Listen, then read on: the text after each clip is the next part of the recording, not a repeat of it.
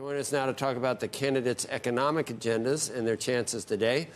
Hoover Institution fellow Lanhee Chen, he served as policy director on Mitt Romney's presidential campaign, and Brookings Institution economic policy director Ben Harris. I'll just start with you, Lanhee. I saw in some of your notes that there is a lag effect for the economy. And perhaps, in your view, Biden's numbers on his handling of the economy between now and the election, you think that there's a chance that those start to improve because they should be better? Yeah, I mean, certainly how people reflect how they feel about the economy should be better. I mean, we're still seeing a lot of measures of economic anxiety. I think people don't feel great about the economy, even though the measures objectively demonstrate an economy that's in a pretty good place. It's possible that voters will revise their assessments as we move toward the summer and fall. But, you know, there's some other measures that I think if you're the Biden campaign, you're worried about. You're worried about the fact that you have more Americans than ever since the pandemic working multiple jobs, for example. There are measures that you look at and you say, you know, you kind of understand why people don't feel so great about this economy. So their hope has to be that there is some impact on how people actually feel, because you can't tell people how to feel about the economy. They feel how they feel about the economy. That's not stopping them from trying, Ben. I hear it every day with the guests that we have on that say, you don't know how you feel. And I always say, Ben, and you correct me if I'm wrong, if real wage gains didn't start growing until May of last year, so, you know, at least 2 years into the presidency, and if your buying power is still below where it was when President Biden took office, can't you feel that when you go to the grocery store, that prices are up 30%, my wages are not? Yes, I'm glad you brought up inflation. I mean, inflation over 2023 outside of housing is below 2%. And Lonnie is right. I think that you start to see consumer confidence go up with a lag, and you saw a big boost over the past 2 months in terms of consumer confidence. It does feel like perceptions are changing around an economy. The labor market is still red hot and looks like it's in great shape. So while I agree that there are certain aspects of the economy that people should be concerned about, overall, between the labor market and calming inflation and continued economic growth, this is really a good news story, and you're starting to see that in the consumer sentiment. Lanhee, you know, when it goes up in 2023, disinflation, it drops to plus 3%. It doesn't erase the 2022 and 2021 increases.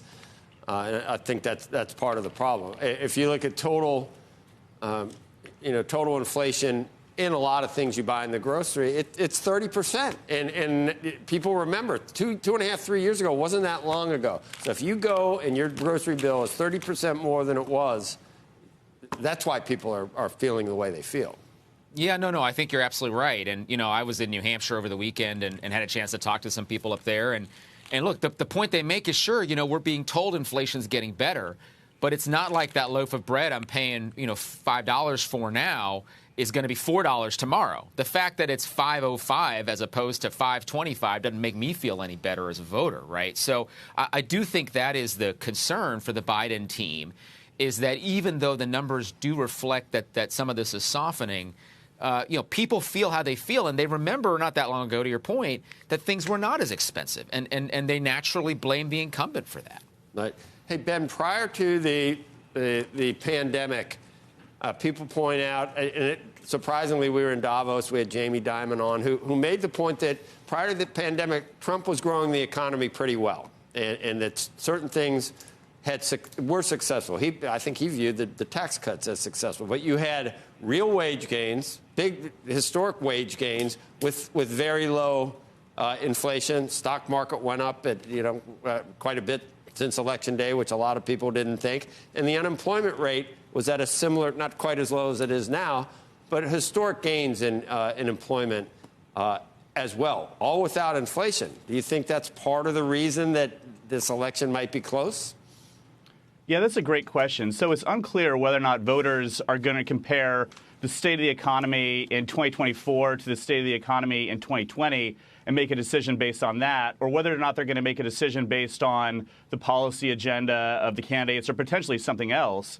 I mean, you brought up the Trump tax cuts. From my view, the TCJA was a signature legislation passed by the Trump administration. It's interesting. If you go to the Trump website, there's no mention of the corporate tax cut. He brings up opportunity zones, which were 1/1000th of the overall cost of the bill, but doesn't talk about that signature tax cut. But I think that you're right to bring up that question. Will voters compare the Trump economy to the Biden economy, which I think is pretty similar, or will they compare their policy agendas, which could not be more different? That's a mistake, Lanhee, but it doesn't surprise me with a populist. I would cut corporate tax rates to zero. So I would say it loud and say it proud. You can tax the individuals that work at the corporations. We're competing globally. Our corporations, are they not? Why don't we want them to succeed, Lanhee? Well, look, Joe, this gets back to the challenge in the Republican Party, which is it's a different Republican Party now than even was, 4 years ago. And the agenda of the Trump team is decidedly more populist. You see much more of that language. For many, many years, Republicans were making the point about fiscal responsibility, entitlement reform. You hear Nikki Haley talking about that. You don't hear Donald Trump talking about it because it's not a populist theme. A lot of people are not interested in entitlement reform in the electorate right now.